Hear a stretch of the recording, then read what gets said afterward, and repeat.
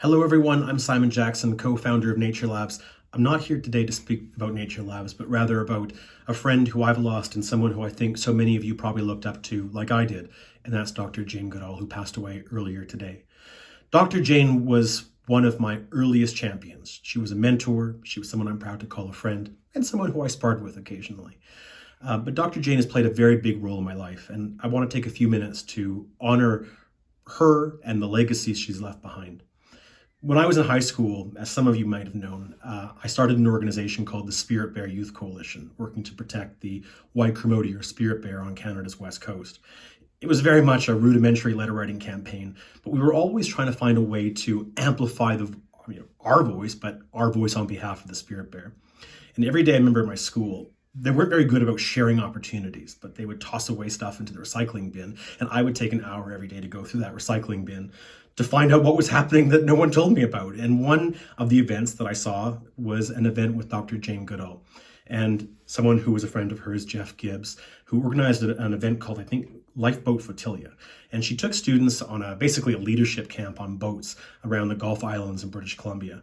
And I decided I wanted to go, but it was too late to register. It was too late to apply.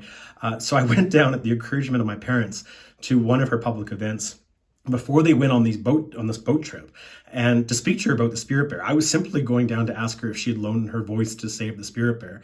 And Dr. Jane, in only very Dr. Jane ways, which I later learned would be complicating for other people's lives, she basically invited me to join the trip, whether I was an applicant or a participant or not. And thank you, Jeff, for letting me come along as well. But it was a transformational moment because at that time in my life, I was very isolated. I was very alone. I was being bullied. I didn't really have any friends. And Dr. Jane was someone, obviously I had seen speak when I was younger. My mom took me to hear her speak when I think I was in grade 6 or grade 7. And someone who had was an inspirational figure in the world, but not someone who I ever felt was a tangible living person who I could interact with. But here she was, welcoming with open arms along with her close colleague and friend, Mary Lewis. And the two of them not only invited me along, but they spent considerable time with me, talking to me, asking me questions. Like, you can't even imagine what that's like for an isolated 15-year-old who felt alone and depressed. She made me feel special. She made me feel like I had a real place in the world, that what I was doing was valuable and meaningful. She was really the first person outside of my family and a couple of colleagues in a kind of tangential way who really seemed to believe in me, believe in what I was doing, and believe that I could do it, that I could follow through on this mission of trying to give this endangered bear a voice and unite young people's voices around the world to help protect its last intact habitat. That was my first exposure to Jane. It was an incredible few days. And again, Jeff Gibbs was incredibly kind to let me participate like that. But what happened afterwards was this beautiful letter, multi-page letter that she wrote me with a photograph of our first encounter. And my mom has it somewhere, I'm sure. But it was this warm letter of encouragement. It's one thing for someone to take you aside and to ask you questions and to be interested in you as a young person, but it's quite another to take the time later on to follow up, to write, to keep that correspondence. And we became pen pals for years. And whenever she would come to town, we would connect. And slowly we developed a friendship. And she wasn't just someone who was a friend, but she really was a mentor. She really did give me advice. And the biggest advice she always gave me was to never give up. She had that indomitable spirit of that you could always do whatever you believed in. She always believed in hope. I didn't necessarily agree with her, but I always understood what she believed, which was that not that the expectation that people will do the right thing, but if they want to do the right thing, they can, and they can make a difference. And certainly she did that in her life. And at some point in my life, I wanted to try to give back to what she was doing. And I joined the board of directors of the Jane Goodall Institute of Canada. I was on the board, I think, for about 11 years. We moved the organization with the great leader of Gail Grolemond in Montreal to Toronto with an equally great leader in Jane Lawton. And the organization really grew. It became something. We gave Jane a real presence here in Canada. And I was really proud of what we were collectively able to do, along with people like Barb Cartwright and Peter Bureau and Monish Kamat and so many others. And Carrie Bowman, ethicist, all of whom are also featured in Nature Labs. And there's a good reason for that. Jane brought us together. Jane was a great convener. She was, I think, one of the best I've ever seen in terms of her ability to work a room. She'd remember people. She would always care to take the time and make them feel like they were special. She always found a way to connect people in the room so they would make connections that would last beyond that. She was the finest networker. And I always said to her, if she ever would go into politics, she would do better than anybody because she could always remember people's names. And she never seemed to get bored of these rooms. But I know deep down she was. She didn't love small talk. She didn't love endless interactions. She needed her quiet time. She always needed, at the end of the day, a glass of scotch and a dark chocolate.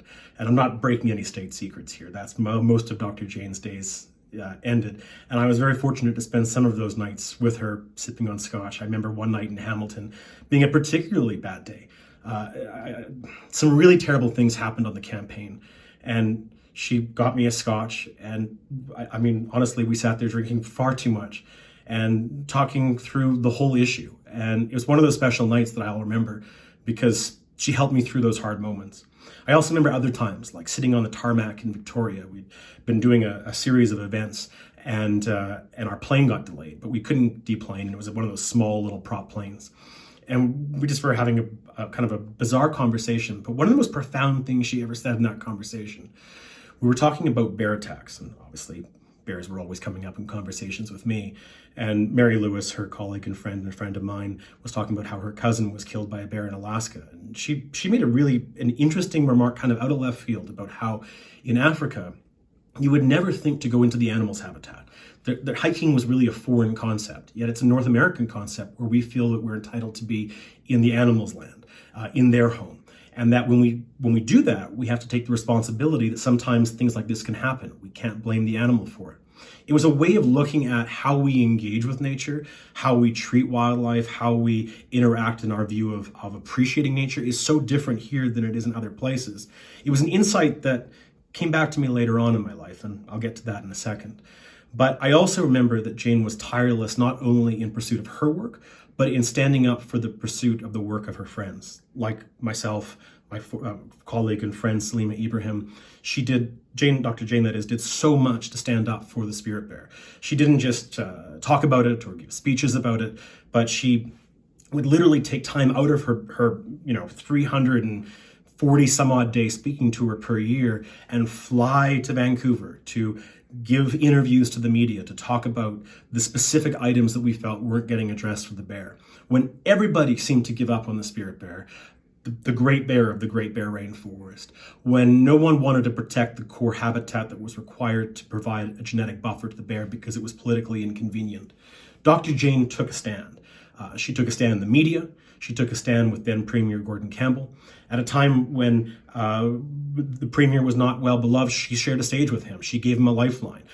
Then when he didn't follow through on the promises that he made to her, she held him to account. She flew to Victoria and made him sit down in the Premier's office and explain what was happening, why trees were coming down in the green watershed, something I've not talked about in a very, very long time.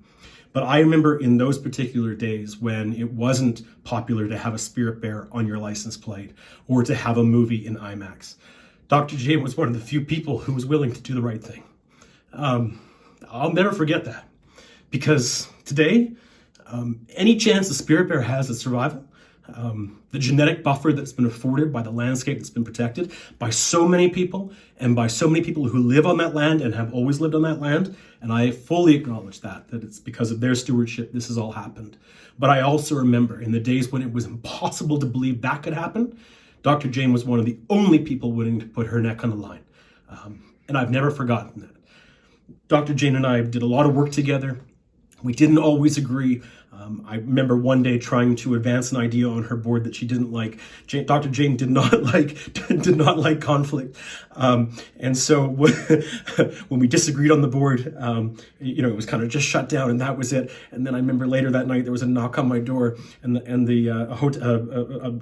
doorman from the hotel showed up in my hotel room with a bucket full of beer. She said, "This is apologies from Dr. Jane Goodall. Never bring it up again." It was more beer than I could ever drink in my life. It was such a funny moment, but it was sort of classic Jane. She didn't love conflict, but she always wanted to make things right with the people who she cared for. And I feel so fortunate to have been cared for by her. And even though in latter years we weren't as close, when I was no longer on the board, and obviously as she was getting older and had to prioritize certain events, I always knew she was a friend. And I remember and I'm sorry, I can't remember the year, but it would have been probably 2016, I think, 2015 maybe. And some of you will remember that in Yellowstone, there was a tragic grizzly bear attack. But a grizzly bear who had done so much to teach people about ecology and bears and the importance of balancing the needs of people and nature. And we tried to, and again, everyone's got their own perspective. This has nothing to do with Nature Labs, but we felt that bear wasn't getting due process in the decision to have her killed, as well as her cubs, ultimately because of this attack. And regardless of where you stand or where I stand, Blaze, the grizzly bear, meant a lot to me. And I felt I needed to do something. And I reached out to Dr. Jane, who I hadn't talked to that recently. And I said, Dr. Jane, can you help? Do you think this is the right thing to do? And, again, at a time when it was definitely unpopular to stand up for Blaze. She put aside her busy schedule. And I thought about her this week, actually, because she reached out to Jimmy Kimmel, who was going to go on air that night to defend Blaze. And she called up the superintendent of Yellowstone National Park, who put aside all calls to discuss it. And in the end, she decided that the superintendent was a good man who did the best he could possibly do in that scenario, and that there was no way to save Blaze. But she tried. She tried up into the very last second to save that bear, which meant a lot to me personally.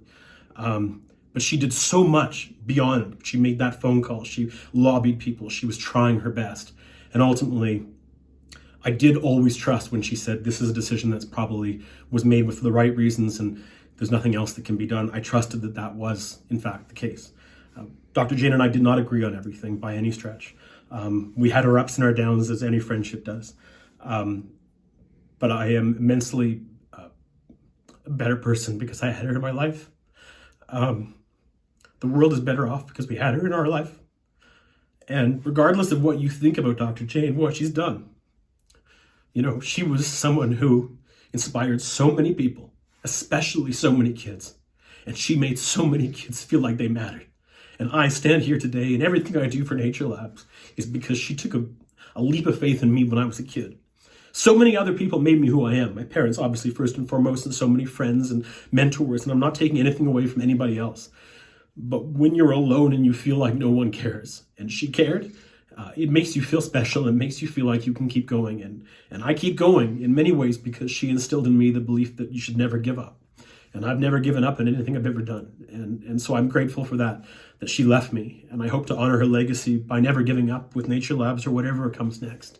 But I hope most of all of you who have been inspired by her will remember Dr. Jane for all that she gave to the world. And again, whether you agreed with her or not, or her message or not, or her approach or not, I think the thing we should always remember about Dr. Jane was that she was someone who always had empathy for everyone, all the time. She didn't love everybody, and certainly didn't agree with everybody, but she always had empathy for everybody.